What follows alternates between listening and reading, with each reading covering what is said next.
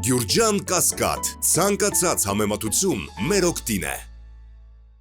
Հարգելի ուսանողներ, ես էլ ուզում ասել, որ դուք ամենապատեհ պահին եք եկել, որտեղ ականատես եք լինում, թե իսկապես առնվազն խորհրդանում ինչպես պետք է լինի ժողովրդավարությունը,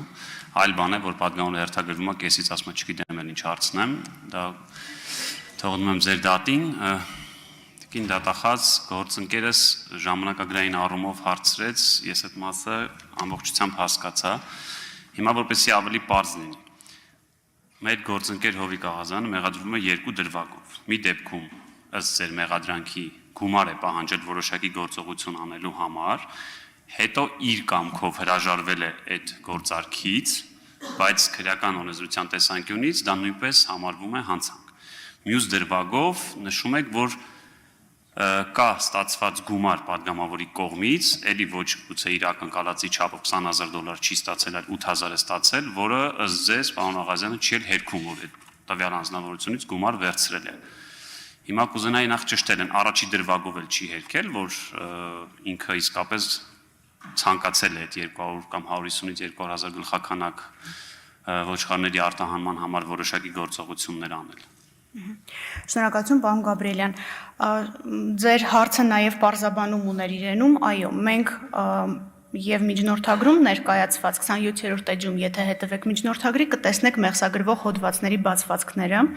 Առաջինը վերաբերում է կաշառք ստանալուն, որը երկրորդ դրվագի մեղսագրվող հոդվածն է, առաջինը վերաբերում է պաշտոնատար անձի նկատմամբ ունեցած ազդեցությունը շահադիտական, անձնական կամ այլ շահագրգռվածությունից ելնելով օգտագործելուն։ Քրեական օրենսգիրքը, որը ընդունվել է այս գումարման ազգային ժողովի կողմից,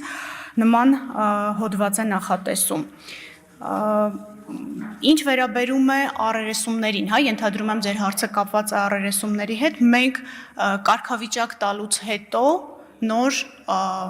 կոնֆրոնտացիայի իրավունքը կապահովենք առերես հարցաքննությունները կիրականացնենք արդեն երաշխիքներով, որը տալիս է մեղադրյալին քրեական դատավարության օրենսգիրքը, իսկ մինչ այդ որպես վկա տված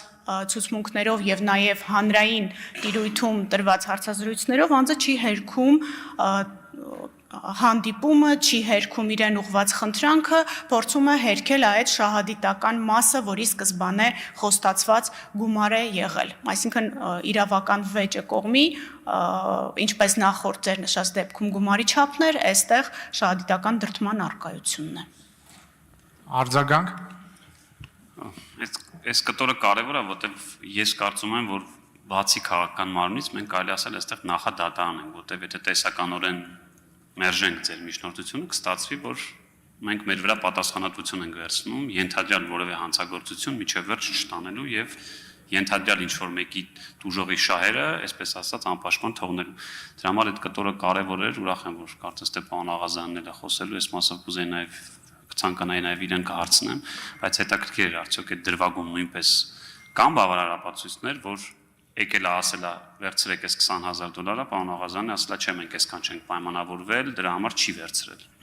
Մենք ունենք այստեղ ինչպես վերբալ ապացույցներ, ցուցմունք կողմի, որը տվյալ դեպքում պնդում է իր ցուցմունքը, այնպես էլ ունենք հանդիպման փաստը ֆիքսված հեռախոսների տեղակայումով, ունենք հանդիպման փաստը ֆիքսված Սևանում, ինչպես որ անձն է իր ցուցմունքում նշում, այսինքն վերբալ ապացույցների պատմողական մասը, որը որ կողմը ներկայացնում է, հաստատվում է նաև այլ անուղղակի ապացույցներով, որոնք վերաբերում են նրանց հանդիպումներին, այդ թվում ազգային ժողովի վարչական շենքի մոտ։